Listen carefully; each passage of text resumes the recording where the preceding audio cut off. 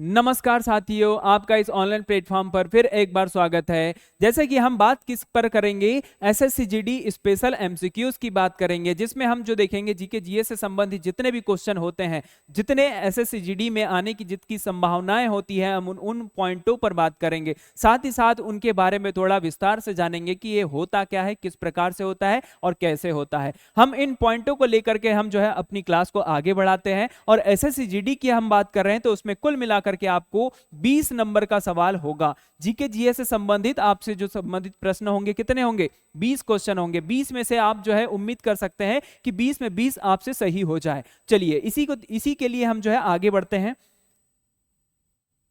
पहले क्वेश्चन की ओर आते हैं। भारत में प्रथम परमाणु ऊर्जा स्टेशन कहां स्थापित किया गया? अब बात किसकी हो रही है? परमाणु ऊर्जा स्टेशन की। तो हमें इस पॉइंट को अच्छे से समझ लेना है कि यहां पर देखिएगा, हम बात किसकी कर रहे हैं? परमाणु की। तो परमाणु जो है भारत ने कितने बार परीक्षण किया? भारत के पास जो है भारत ने कितने बार परमाणु परीक्षण किया? तो आपको बताना होगा। भारत ने कुल मिलाकर के 2 बार परमाणु परीक्षण किया। पहली बार की बात करेंगे तो 1974 में, दूसरी बार जो हुआ 1998 में। यहां पर इनके नाम की अगर बात की जाए तो 1974 में स्माइलिंग बुद्धा नाम इसका रखा गया और 1998 में इसका नाम क्या रखा गया? शक्ति 98 रखा गया। तो इस पॉइंट को आप अच्छे से याद रख सकते हैं। चलिए हम इस पॉइंट की ओर आते हैं, ऊर्जा स्टेशन। तो इसमें ऊर्जा स्टेशन के रूप में हमें जो है तारापुर को याद रखना होगा। और ये तारापुर कहां स्थित है? तो इसमें स्थिति अगर पूछा जाए आपसे तो महाराष्ट्र राज्य में यह स्थित है। साथ ही साथ हमें इसके स्थापना वर्ष की अगर बारे में बात करें तो 28 अक्टूबर 1969 को इसकी स्थापना हो जाती है। इस पॉइंट को आप जो है अच्छे से याद रखिएगा। इसे तारापुर को जो परमाणु ऊर्जा स्टेशन जो है भारत का पहला, इसे बनाने में सहयोग करने वाला देश की अगर बात करेंगे, जिसने ऐसा कौन सा देश है जिसने इस परमाणु ऊर्जा स्टेशन को बनाने में सहयोग किया? तो आपसे क्वेश्चन का आंसर बनना चाहिए। तो यहां पर आपको इसमें याद रखना होगा कौन सा देश? USA, United state of America. चलिए इसमें यहां याद रखना और एक पॉइंट के रूप में याद रख सकते हैं कि जो तारापुर है यह एक व्यावसायिक रूप का जो है परमाणु ऊर्जा स्टेशन है। इस पॉइंट को अच्छे से याद रखिएगा। चलिए अगले पॉइंट की ओर चलते हैं। अगला क्वेश्चन है, कौन सी फसल मिट्टी को नाइट्रोजनीय या सम्मिश्रणों से उपजाऊ बना सकती है? ऐसी कौन सी फसल लगाएंगे जिसकी वजह से हमें नाइट्रोजनीय जो सम्मिश्रणों की उपलब्धता और ज्यादा हो सकती है? तो कौन सी फसल लगाएंगे? दलहनी फसलें। और दलहनी फसलों में भी कौन सी सबसे ज्यादा फसलें? चने की फसलें, है ना, चना की फसल। चलिए इसमें हम देखते हैं, अगला क्वेश्चन देखते हैं। सबसे छोटी रुधिर वाहिका क्या कहलाती है? सबसे छोटी रुधिर वाहिका क्या कहलाती है? तो इसमें आपको याद रखना होगा कोशिका की हम बात करेंगे। कोशिका, ठीक है। कोशिका की खोज कब हुई? 1665 में। किसके द्वारा? 1665 में। किसके द्वारा? रॉबर्ट हुक के द्वारा। ठीक है, इस पॉइंट को अच्छे से याद रखिएगा। रॉबर्ट हुक के द्वारा जो है इसकी खोज की गई। यहां तक क्लियर हुआ। अब इसी पॉइंट को हम देखते हैं, यहां पर माइटोकॉन्ड्रिया एक शब्द आ रहा है तो इसके बारे में भी थोड़ा सा देख लेते हैं। इसकी जो खोज जो की थी कोलिकर महोदय ने की थी। किसके द्वारा? कोलिकर महोदय के द्वारा जो इसकी खोज की गई थी। लेकिन माइटोकॉन्ड्रिया शब्द जो है किसने दिया? तो आपको याद रखना होगा बेंडा महोदय ने इसका जो है नाम दिया। यहां तक क्लियर हुआ। इससे माइटोकॉन्ड्रिया को कोशिका का पावर हाउस किसने कहा? तो कोलिकर ने कहा। इस पॉइंट को अच्छे से याद रखिएगा। और साथ ही साथ जो है 1665 को इसको अच्छे से याद रखना होगा। चलिए अगले पॉइंट की ओर चलते हैं। एक व्यक्ति किसके माध्यम से नागरिकता नहीं खो सकता? हम बात किसकी कर रहे हैं? नागरिकता के। नागरिकता का प्रावधान जो है संविधान के अनुच्छेद में दिया हुआ है। तो आपको यहां पर याद रखना होगा कि नागरिकता का जो है नागरिकता कब नहीं खो सकता, है ना, नहीं खो सकता। हम इस पॉइंट की बात कर रहे हैं तो आपको इसमें अच्छे से याद रखना होगा। विदेशी अंगीकरण हो सकता है क्या? अब ये विदेशी अंगीकरण क्या हो सकता है? आप बताइए कि विदेशी अंगीकरण वह होता है जिसमें आप जो है किसी देश में जाकर के वहां की जो है एक प्रकार से वहां पर परिवारों के साथ रहना शुरू कर देते हैं। आप इस प्रकार से नागरिकता खो सकते हैं? ठीक है, नहीं खो सकते। तो यहां याद रखिएगा त्यजन, क्या आप जो है स्वेच्छानुसार त्याग कर सकते हैं क्या? ठीक है। किसी अन्य नागरिकता के अधिग्रहण के, हमारे देश में भारत देश की हम बात कर रहे हैं तो भारत देश में एकल नागरिकता का प्रावधान है। किस प्रकार का प्रावधान है? एकल नागरिकता का प्रावधान है। ठीक है, तो तो यहां याद रखना व्यक्तिगत क्षमता के अनुसार आप जो है नागरिकता नहीं खो सकते हैं। समझ में आया यहां तक?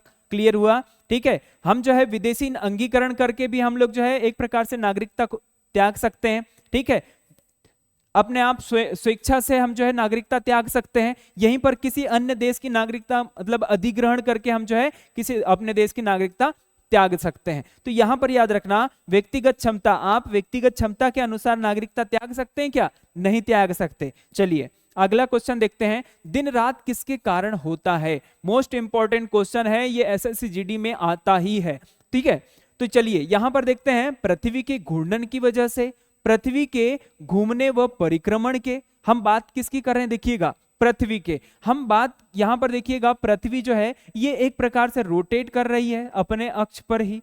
ठीक है, और साथ ही साथ जो है किसका चक्कर लगा रही है? सूर्य का भी चक्कर लगा रही है। ठीक है, तो आपको इस पॉइंट को भी अच्छे से याद रखना होगा। तो ठीक है, आगे चलते हैं। पृथ्वी के परिक्रमण के, अगला ऑप्शन जो है पृथ्वी के परिक्रमण करने की वजह से दिन रात होते हैं क्या? नहीं। ठीक है, न तो पृथ्वी के घूर्णन के कारण और ना ही परिक्रमण के कारण। यहां पर देखिएगा, पृथ्वी के घूर्णन की वजह से दिन रात होते हैं। किस प्रकार से घूर्णन? पृथ्वी जो है अपने अक्ष पर जो है एक प्रकार से घूर्णन करती है, जिसकी वजह से सूर्य से आने वाले प्रकाश जो है पृथ्वी के एक ही क्षेत्र पर पड़ती है, जिसकी वजह से उस वाले क्षेत्र में दिन होता है और जो पिछला वाला जो क्षेत्र होता है उसमें रात होती है। यहां तक क्लियर हुआ साथियों? चलिए आगे देखते हैं। इसी के साथ अगर हम यहां पर देखें चंद्र ग्रहण, चंद्र ग्रहण क्या होता है, साथ में हम यहां पर बात करें सूर्य ग्रहण। ये इन पॉइंट को भी अच्छे से याद रखना क्योंकि ये क्वेश्चन आते ही है। चंद्र ग्रहण क्या होता है तो आपको याद रखना होगा कि सूर्य, पृथ्वी और चंद्रमा ये क्या होते हैं, एक सीधी रेखा में होते हैं, जिसकी वजह से क्या होता है, चंद्र ग्रहण होता है। और ये घटना जो होती है हमेशा पूर्णिमा को होती है। सूर्य ग्रहण की बात करेंगे तो सूर्य ग्रहण में क्या होता है, तो यहां पर याद रखना पृथ्वी और सूर्य के बीच में क्या आ जाता है, चंद्रमा आ जाता है। तो इस पॉइंट को अच्छे से याद रखना। ठीक है, ये क्वेश्चन आता ही है, यहां से ये वाला क्वेश्चन आएगा ही। ठीक है, अगला है, निम्न में से सबसे बड़ा ग्रह कौन सा है? अब अगला क्वेश्चन क्या है, निम्न में से सबसे बड़ा ग्रह कौन सा है? तो हम बात किसकी करें, सबसे बड़ा ग्रह कौन सा है, बृहस्पति है। हम बात किसकी करें, यहां पर सबसे छोटा ग्रह की, सबसे छोटा ग्रह कौन सा हो जाएगा, तो यहां पर आपको बताना होगा बुध ग्रह जो होगा सबसे छोटा ग्रह होगा। यहां तक क्लियर हुआ? और हाल ही में अभी जो है शुक्र ग्रह पर जो है भारत के द्वारा 2028 में शुक्र मिशन भेजा जा रहा है। यहां तक क्लियर हुआ? तो इसका आंसर क्या आ जाएगा, बृहस्पति आ जाएगा। साथ ही साथ आपको इसका क्रम पता होना चाहिए कि ग्रहों का क्रम आपको पता होना चाहिए। सबसे पहले तो यहां पर आपको यह पता होना चाहिए कि सारे ग्रह जो है किसका चक्कर लगाते हैं, सूर्य का चक्कर लगाते हैं। ठीक है, यहीं पर आपने एक ग्रह देखा होगा, प्लूटो को कब ग्रह की श्रेणी से बाहर कर दिया गया, ऐसा भी क्वेश्चन आता है। तो आपको यह भी पॉइंट याद रखना होगा। 2006 में IAU इंटरनेशनल एस्ट्रोनॉमिकल यूनियन के द्वारा जो है इस प्लूटो ग्रह को जो है ग्रह की श्रेणी से बाहर कर दिया गया। क्यों कर दिया गया? क्योंकि इसमें कंडीशन यह है कि जितने भी ग्रह जो है सारे के सारे किसका चक्कर लगा रहे हैं, सूर्य का चक्कर लगा रहे हैं। तो यहां पर ये इस कंडीशन को फॉलो नहीं करता था। ठीक है, तो इसी प्रकार से यहां पर जो है सूर्य जो है मेन मध्य केंद्र में होता है और बाकी जो ग्रह जो होते हैं पूरे तरह से सूर्य का चक्कर लगाते हैं। आगे चलते हैं।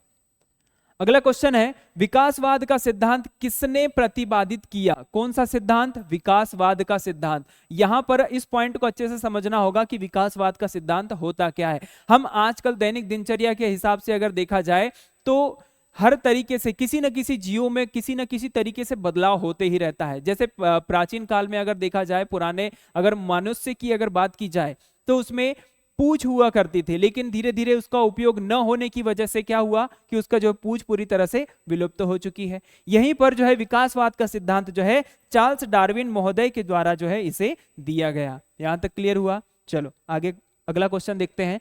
किस पशु को मानव का सबसे पहले पालतू बनाया गया था? किस पशु की बात हो रही है यहां पर देखिएगा। ऐसा कौन सा पशु है जिसे सबसे पहले पालतू बनाया गया? तो अपने को यहां याद रखना होगा कौन सा ऑप्शन आ जाएगा, यहां पर कुत्ता ऑप्शन आ जाएगा। यहीं पर हम इसकी बात करें तो ये किस काल से संबंधित है, तो मध्य पाषाण काल से संबंधित है। इस पॉइंट को अच्छे से याद रखिएगा, मध्य पाषाण काल से संबंधित है। यहां पर धीरे धीरे करके फिर एक एक जानवरों को पालतू बनाया गया। यहीं पर सबसे पहला पालतू पशु कौन सा था, कुत्ता था। प्राचीन इतिहास की अगर बात करेंगे तो जैसे उसका मालिक अगर मर जाता था तो उसी के साथ में उसके कुत्ते को भी साथ में दफन कर दिया जाता था। यहां तक क्लियर हुआ? चलो आगे चलते हैं।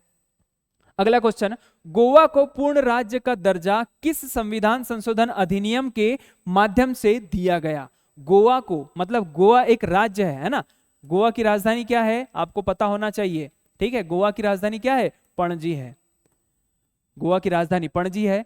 हाल ही, मतलब यहां पर याद रखना, गोवा को पूर्ण राज्य का दर्जा किस संविधान संशोधन के माध्यम से दिया गया, तो हमें इस संविधान संशोधन के माध्यम से हमें उनके आंसरों को पता करना होगा। तो कौन सा आंसर आ जाएगा इसमें? याद रखना 56वां संविधान संशोधन 1900 कब? 1987 में, याद रखिएगा। और 1987 में जब इसको पूर्ण राज्य का दर्जा दिया जाता है तो ये भारत का कौन से नंबर का राज्य बन जाता है? तो 25वें नंबर का राज्य बन जाता है। इस पॉइंट को आप अच्छे से याद रखिएगा, ये क्वेश्चन आएगा ही आएगा। अगला यहां पर पॉइंट की बात करेंगे तो यहां पर जो है 1987 में जब इसे जो है पूर्ण राज्य का दर्जा दिया गया, तो लेकिन ये आजाद कब हुआ? तो आजाद कब हुआ? तो 1961 में ये आजाद हुआ। अब ये आजाद किससे हुआ आपको बताना है। तो आजाद किससे हुआ? पुर्तगाल से हुआ, ठीक है।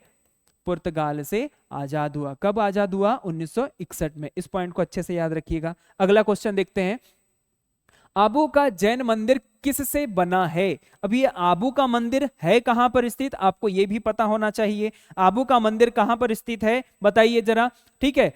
कहां पर स्थित है? तो यहां पर याद रखना, इस आबू का मंदिर की बात करेंगे तो राजस्थान में स्थित है। राजस्थान की बात करेंगे तो राजस्थान में भी कहां? दिलवाड़ा में, ठीक है, दिलवाड़ा।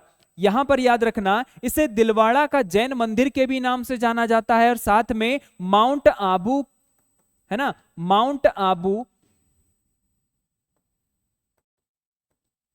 माउंट आबू में स्थित मंदिर भी कहा जाता है। और किस धर्म से संबंधित है? तो जैन धर्म से संबंधित है। और ये जैन धर्म से भी किससे संबंधित है? तो जैन तीर्थकरों से संबंधित है। तो यहां याद रखना, दिलवाड़ा का जैन मंदिर जो है कहां पर स्थित है? याद रखना कहां पर स्थित है? राजस्थान में। इस आबू का नाम जो है यहीं पर आप जो है दिलवाड़ा भी बोल सकते हैं, ठीक है। अगला जो है यहां पर जो है इसका आंसर आ जाएगा किससे बना हुआ है? तो संगमरमर से बना हुआ है, ठीक है। इस पॉइंट को आप जो है अच्छे से याद रखिएगा, क्योंकि ये क्वेश्चन आने की संभावना इसकी बनी हुई है।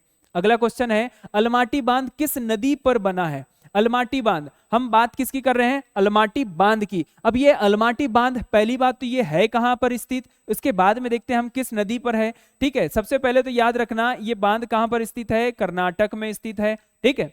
अगला जो है यहां पर जो है, अब ये नदी किस नदी पर स्थित है? तो यहां पर बताना होगा कि कौन सी नदी पर है? कृष्णा नदी पर स्थित है। यहां जो है कृष्णा नदी की हम बात करेंगे तो कृष्णा नदी, ठीक है। अलमाटी बांध, अलमाटी बांध, माटी कौन खाने वाला? कृष्ण भगवान। तो इसे हमें यहां से याद रख सकते हैं कि अलमाटी बांध किस नदी पर है? कृष्णा नदी पर है। इसी पॉइंट को आगे बढ़ाते हैं। इस बांध परियोजना की स्थापना जो हुई 2005 में हुई, और 2005 में इसका नाम क्या रखा गया था? लाल बहादुर शास्त्री बांध परियोजना रखा गया था। इस पॉइंट को अच्छे से याद रखिएगा। लाल बहादुर शास्त्री बांध परियोजना के नाम से इसे जाना जाता है। कर्नाटक में स्थित है, कृष्णा नदी पर स्थित है। और साथ में इसमें एक पॉइंट को याद रखिएगा कि यह एक क्या है? जल विद्युत परियोजना है, जिसके माध्यम से, इस परियोजना के माध्यम से एक नदी आ रही है जिसके ऊपर बांध बना दिया गया, जिससे हम कई प्रकार के हम लोग जो है लाभ प्राप्त कर सकते हैं। जिसमें एक लाभ की बात कर रहे हैं हम, जल विद्युत परियोजना। जल को टरबाइन के ऊपर गिराया जाता है जिसके माध्यम से विद्युत का उत्पादन किया जाता है। तो ये नदी कौन सी है? कृष्णा नदी है। इस पॉइंट को आप लोग अच्छे से याद रखेंगे। अगला है, संसार की सबसे बड़ी पोतवाहक नहर। यहां पर जो है पोतवाहक की जगह जो है आप ये भी बोल सकते हैं जहाज रानी,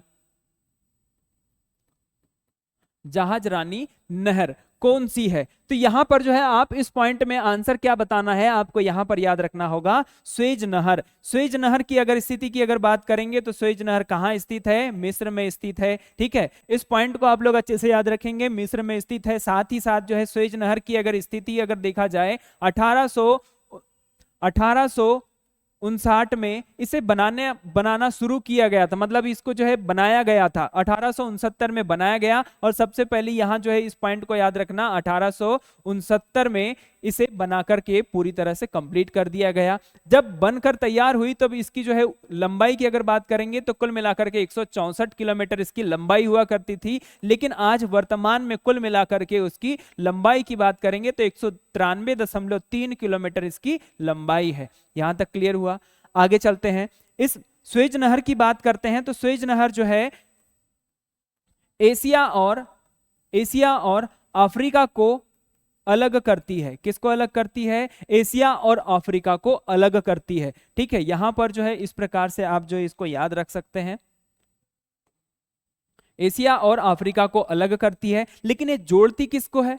अलग तो करती है एशिया और अफ्रीका को, लेकिन ये जोड़ती किसकी है? तो यहां पर याद रखना, लाल सागर और भूमध्य सागर को जोड़ती है। ठीक है, इस पॉइंट को अच्छे से याद रखिएगा, लाल सागर और भूमध्य सागर को जोड़ती है। कौन सी नहर? स्वेज नहर। यहां तक क्लियर हुआ। हमने इसकी लंबाई देखा, अभी वर्तमान में कुल कितनी लंबाई है इसकी, कम ज्यादा होते रहती है। ठीक है, 193.3 किलोमीटर इसकी वर्तमान में लंबाई है। प्रारंभ की स्थिति की अगर बात करेंगे तो 164 किलोमीटर इसकी लंबाई हुआ करती थी। चलिए अगला क्वेश्चन देखते हैं। सामान्य अस्थि वृद्धि प्रभावित होती है, किससे होती है? क्या हार्मोन से होती है? क्या विटामिन से होती है? क्या विटामिन डी से होती है? या फिर उपरोक्त सभी से होती है? हमें इस पॉइंट का आंसर अच्छे से बताना है। हार्मोन की वृद्धि से भी अस्थि में वृद्धि होती है, याद रखिएगा। विटामिन ए की वजह से भी जो है अस्थियों में वृद्धि होती है। विटामिन डी ये सबसे महत्वपूर्ण है, विटामिन डी है ना, अस्थि की वृद्धि के लिए। तो इसमें आंसर आ जाएगा उपरोक्त सभी। आप इस पॉइंट को अच्छे से समझना है, उसके बाद में ही इसका आंसर उपरोक्त सभी लगाना है। चलिए, पूर्ण साक्षरता प्राप्त करने वाला भारत का पहला संघ शासित प्रदेश कौन सा है? पूर्णतः साक्षरता। अब ये पूर्ण साक्षरता कैसे? अब ये पूरी तरह जो है पूर्ण साक्षरता हम किस राज्य को बोल सकते हैं? क्या हमारे भारत में कोई राज्य है जो पूरी तरह से पूर्ण साक्षर बन चुका है? और इसके लिए पूर्ण साक्षर का दर्जा किसने दिया? तो यहां पर हमें याद रखना होगा, हम ये बात कर रहे हैं, किसकी बात कर रहे हैं? पूर्ण साक्षरता प्राप्त करने वाला भारत का पहला संघ शासित प्रदेश की बात कर रहे हैं। ये जनगणना कब हुई थी? 2011 के अनुसार जो है क्वेश्चन पूछा गया है। अभी रिसेंटली में 2011 में जनगणना जो हुई है, उसके बाद अभी जनगणना नहीं हुई है। तो हमें इस पॉइंट को याद रखना होगा, इसका आंसर क्या आ जाएगा? लक्षद्वीप आ जाएगा। ठीक है, यहां तक क्लियर हुआ। 2011 की जनगणना के अनुसार यह क्वेश्चन पूछा हुआ है, भारत का पहला संघ शासित प्रदेश कौन सा है जिसने पूर्णतः साक्षरता प्राप्त कर ली है? कौन सा? लक्षद्वीप। अब यहां पर हम बात किसकी करेंगे? राज्य की बात करेंगे। क्या भारत के 28+8 मतलब 28 क्या है? 28 राज्य है और 8 क्या है? केंद्र शासित प्रदेश है।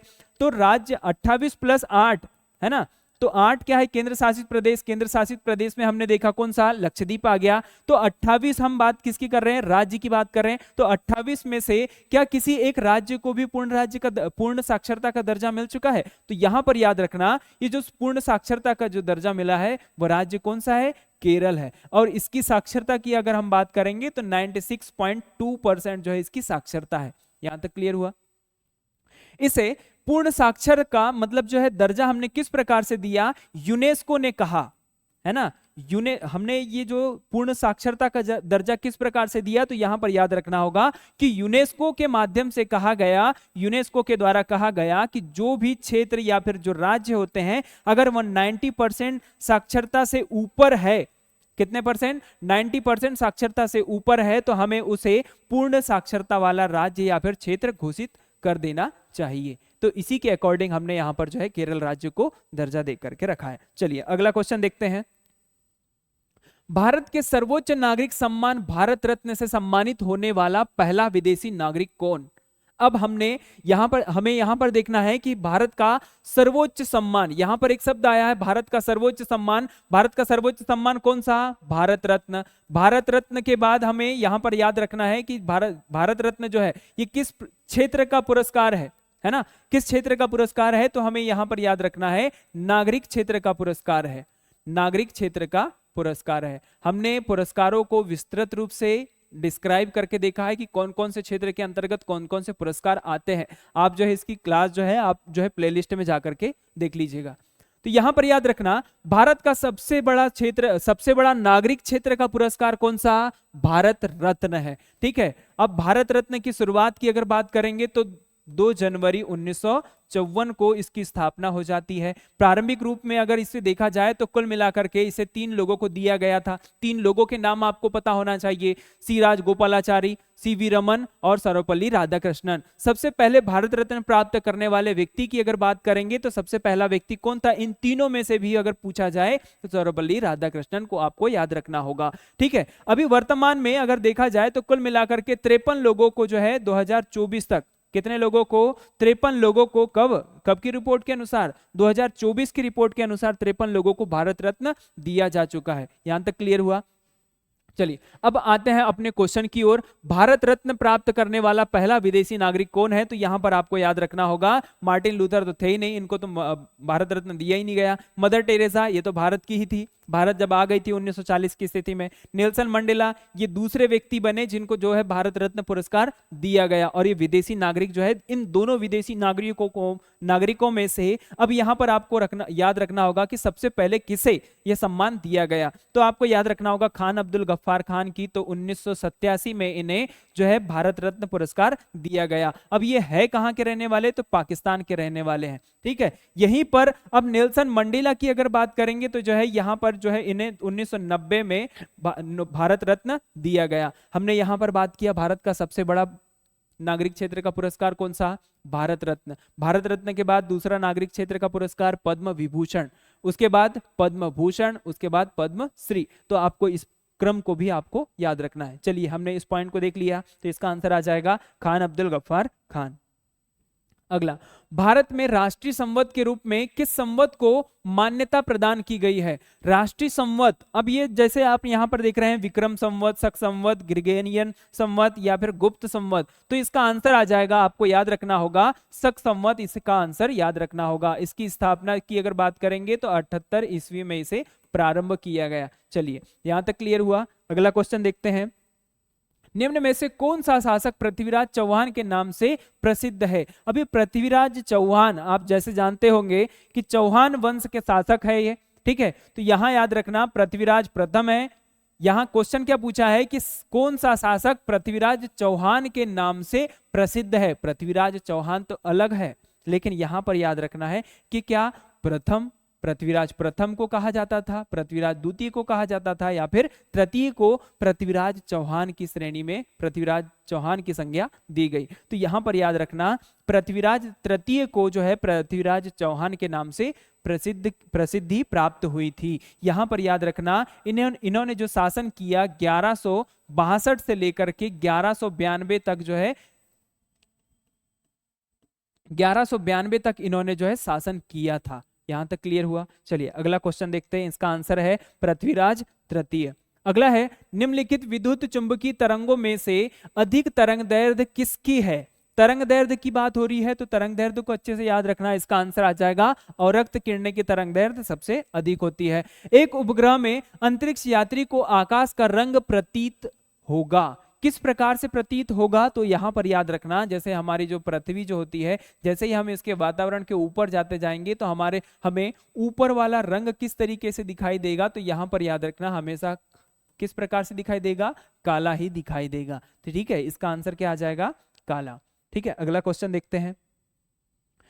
निम्न में से क्या जैव अपघटनीय है? जैव अपघटनीय मतलब यहां पर समझना होगा कि जो क्या है डीडीटी का भी पूरी तरह से अपघटन हो जाता है, पृथ्वी में पूरी तरह से समाहित हो जाती है। अगर पृथ्वी में अगर चलो मान लो अगर ये गिर भी गई या फिर जो वेस्ट है इसका, तो क्या ये पूरी तरह से जो है पूरी तरह से अवघटित हो जाएगा क्या? तो यहां पर याद रखना है कि इनमें से निम्न में से क्या जैव अपघटनीय है? ठीक है, तो प्लास्टिक है क्या? नहीं है। पेपर है क्या? इसे हम देखते हैं। एल्यूमिनियम है क्या? नहीं है। तो यहां पर जो आंसर आ जाएगा क्या आ जाएगा? पेपर हो जाएगा, जो पूरी तरह से क्या हो जाता है? जैव अपघटन, इसका जैव अपघटन हो जाता है। ठीक है, तो यहां याद रखना इसका जो फुल फॉर्म की अगर बात करेंगे डीडीटी, इसका फुल फॉर्म से एक क्वेश्चन आता है कि डीडीटी का फुल फॉर्म आप बताइए। तो यहां पर जो है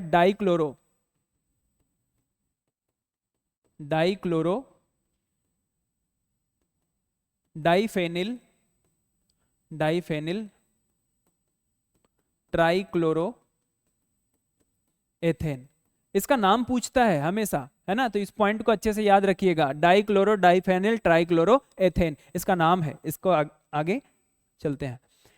किसे गजलों के जनक कहा जाता है? यहाँ पर जो है क्वेश्चन है, अच्छा क्वेश्चन है, ये क्वेश्चन आते ही है और ऐसे क्वेश्चन जो है आपसे बनने ही चाहिए।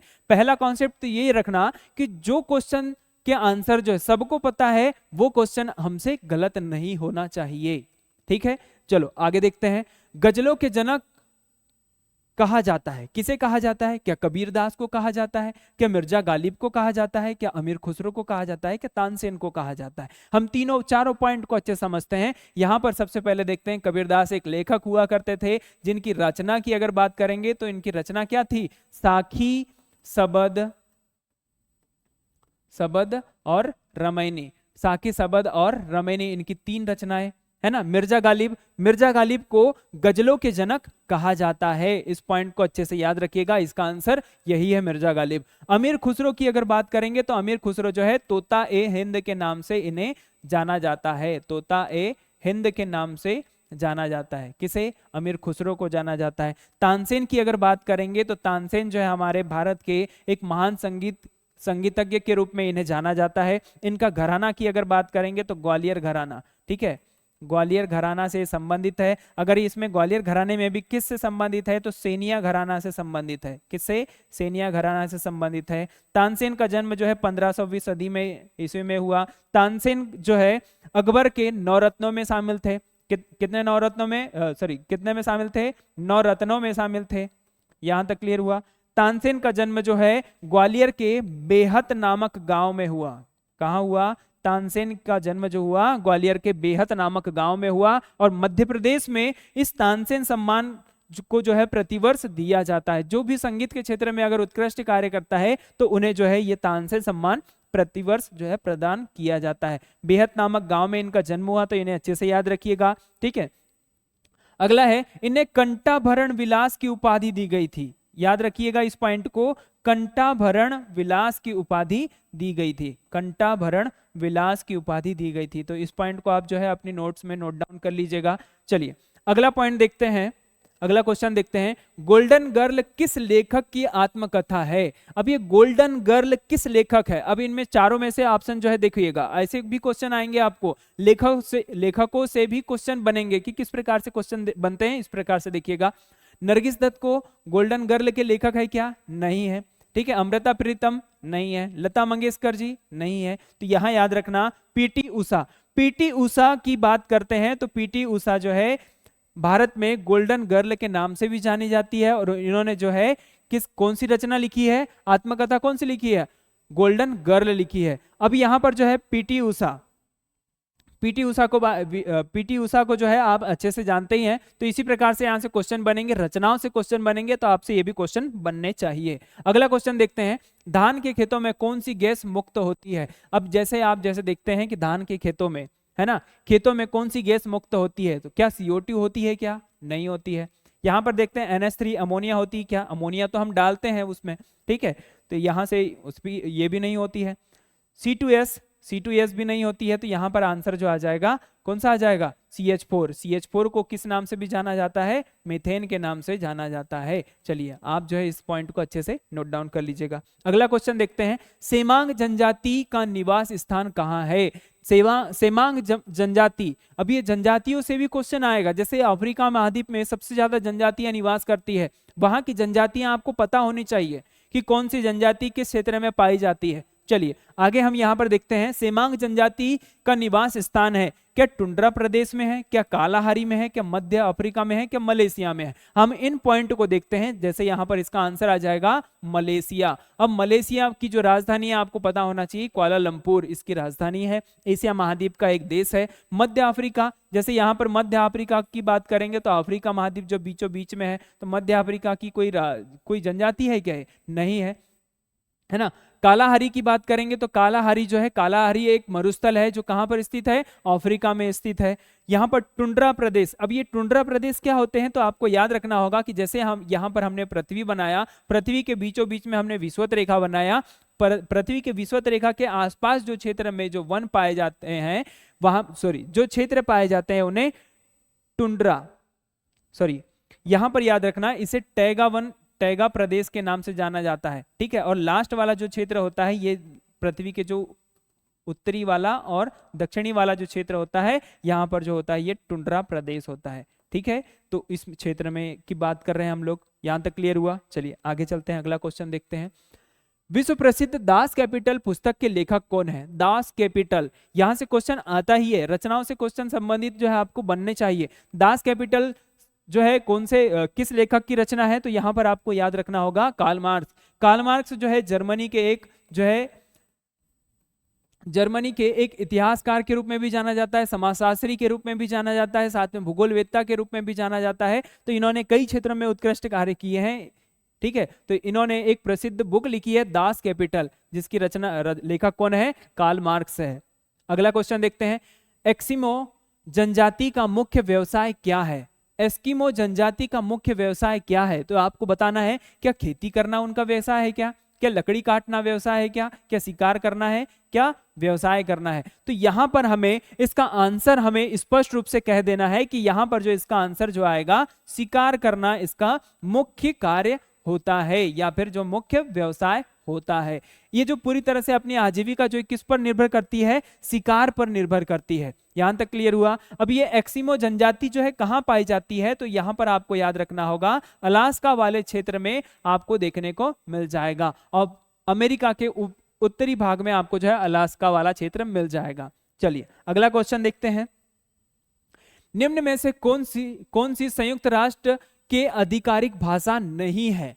अब यहां से आपको पता होना चाहिए कि संयुक्त राष्ट्र क्या होता है, संयुक्त राष्ट्र की आधिकारिक भाषाएं कौन कौन सी है, ये पता होना चाहिए। संयुक्त राष्ट्र की आधिकारिक भाषाएं कितनी है? तो भाषाओं के बारे में आपको पता होना चाहिए। कितनी भाषाएं हैं? इसमें 6 भाषाएं हैं, जिसमें हमें यहां से चुनना है कि कौन सी भाषा नहीं है। हमें यहां पर देखते हैं, एक भाषा मिल जाएगी आपको रूसी, अगली भाषा अरबी भाषा, अगली भाषा जो है फ्रेंच भाषा, अगली भाषा जो है स्पेनिश,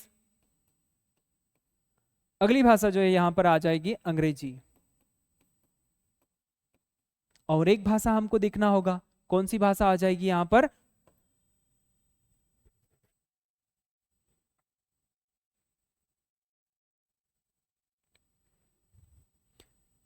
कौन सी भाषा आ जाएगी यहां पर? एक भाषा आ जाएगी चीनी। तो यहां से ऑप्शन देख करके हम स्पष्ट रूप से बता सकते हैं कि जापानी भाषा बिल्कुल तो नहीं होगी। आधिकारिक भाषा कौन सी नहीं है? जापानी भाषा। हमें इन 6 भाषाओं को अच्छे से याद रखना है, क्योंकि ये यहां से क्वेश्चन आते हैं। तो इन 6 पॉइंट को हमने याद रख लिया। यहीं से संयुक्त राष्ट्र की अगर बात करेंगे तो इसकी स्थापना कब हो जाती है? 24 अक्टूबर 1945 को इसकी स्थापना हो जाती है। कब हो जाती है? 24 अक्टूबर 1945 को स्थापना हो जाती है। इसका मुख्यालय की अगर बात करेंगे तो सैन फ्रांसिस्को में इसका मुख्यालय है। कहां पर है? सैन फ्रांसिस्को, है ना।